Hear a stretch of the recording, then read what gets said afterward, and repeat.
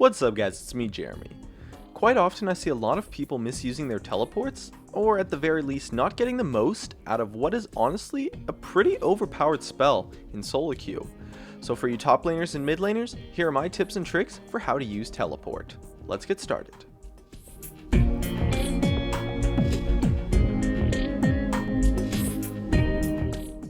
There's a bunch of ways you can use teleport, and a bunch of ways that teleport is commonly used that is bad.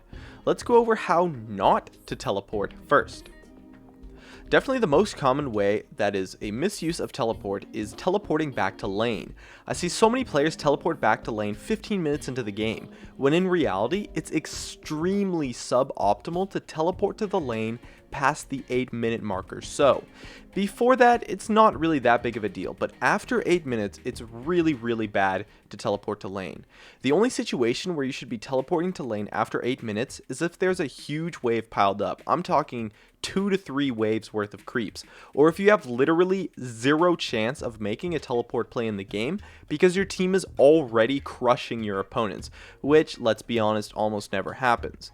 Even if there is one wave pushed up to the tower, it's not worth it to teleport to the lane. You should honestly just give up the creep wave. Of course, this only applies if it is after 8 minutes or so into the game. The reason why teleport is important to save past 8 minutes is because around 8 minutes into the game is when your bot lane should be hitting level 6, so you should look to make a teleport play bottom and go for dragon. Either way, if you do teleport to lane, make sure to teleport to the tower so that you get that shorter cooldown.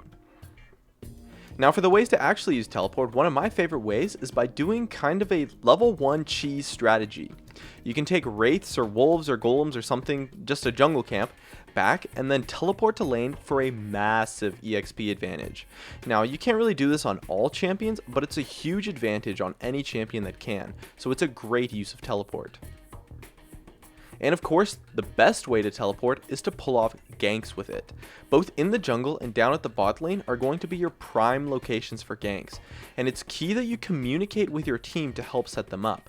Make sure you tell your team to drop a deep ward so that you can teleport later, and then actively look to make that teleport play. You shouldn't expect your team to magically set up amazing TPs for you without some form of communication, so definitely be sure to communicate to help gank your opponents. And you can also use teleport to split push. Push up and then teleport in when your team starts a fight. Just make sure that you tell your team that you have teleport up and to drop a ward or something if they fight, and you plan on splitting with teleport. Also, be a little bit careful with this. A lot of times if you're the front liner for your team, they will need you to be there at the start of the fight and either initiate or reinitiate, and having you teleport in can be really bad, as it will make the start of the fight pretty much impossible for your team, and they could really just end up giving a free kill or something like that. Now, if you're facing an opponent who is also taking teleport, you should expect them to teleport to all of the fights that you do, unless they incorrectly use their teleport like mentioned earlier, in which case of course you want to take advantage of. But anyways, just try to be the first one that teleports to the fight.